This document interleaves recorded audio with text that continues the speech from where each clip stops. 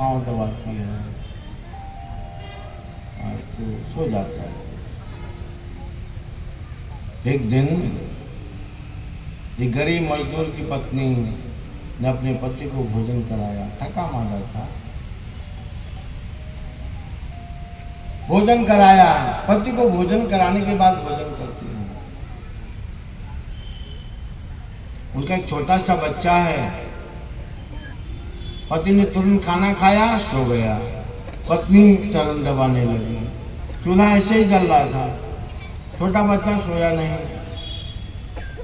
वो चरण दबाने लगी और छोटा बच्चा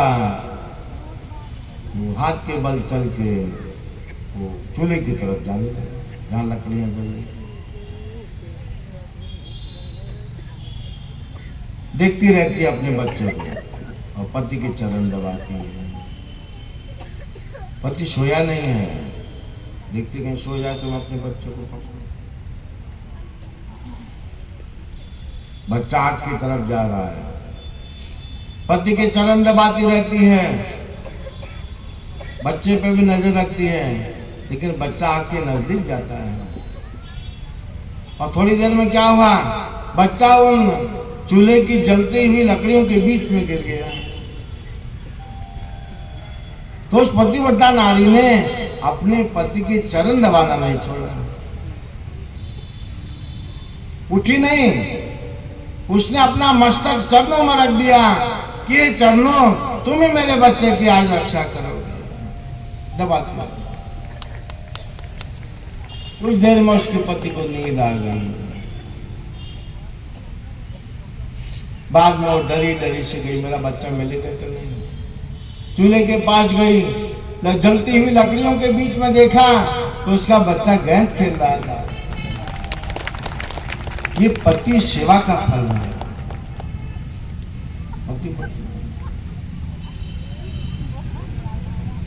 गोपियों ने कहा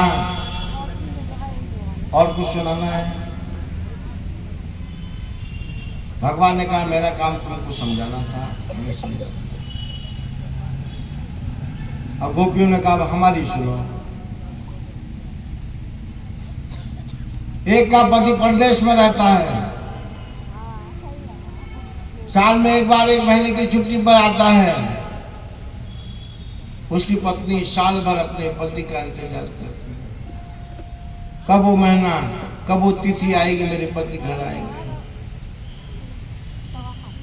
1 साल पूरा हुआ तो जहाँ नौकरी करता है 1 साल में 1 महीने की छुट्टी अपनी पत्नी को गांव में मिलने के लिए आता है। खुश हो जाती है, साथ में घूमने जाते हैं, दुख सुख बताते हैं, साथ में भोजन करते हैं। 1 महीने की छुट्टी खत्म हो, पति ने बोला कल जाना है मुझे। फिर कब आओगे? और वही 1 साल बाद, 1 साल में 1 महीने की छुट्टी। अभी पत्नी गिड़गिड़ाने लगी, कल चले जाओगे? अब 1 साल बाद आओगे? मैं पूरे साल भर कैसे रहूंगी आपके? मेरा तो दिन काटना मुश्किल है।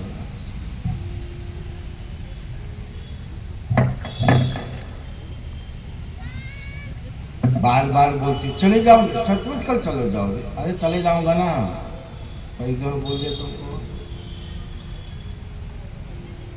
तो पति ने कहा क्या नहीं जाऊं, घर पे रहूं? नहीं, उसमें भी बदनामी है ना, पति घर में रहता है।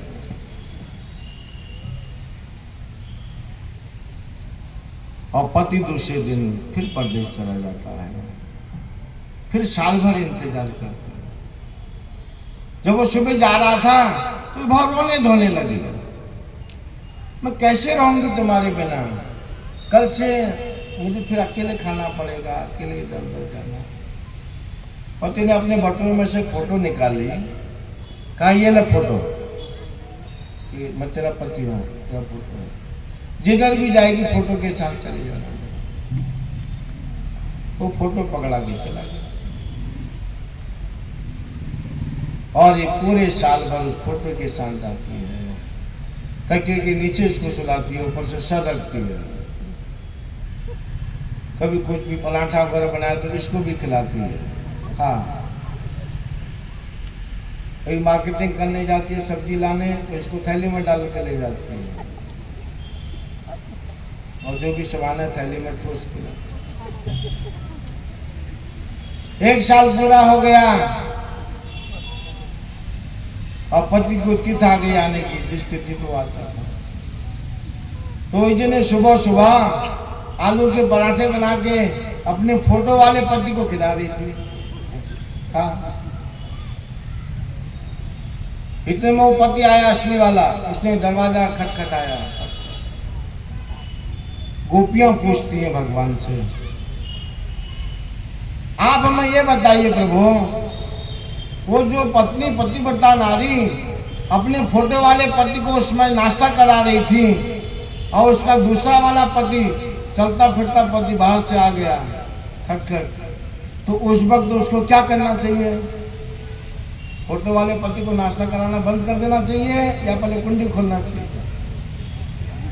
भगवान ने कहा, जब उसका असली चलता फिरता शरीर वाला पति आ गया तो फोटो साइड में रखो, और जो तुम्हारा पति है उसके लिए दरवाजा खोलना चाहिए। गोपियों ने कहा, यही तो हम आपसे पूछती हैं, आप हमारे जन्म जन्मांतर के पति हैं, और ये एक जन्म का पति मिले, आप इसके साथ हमको बांधना चाहते हैं? त्वमेव माता च पिता त्वमेव बंधु च सखा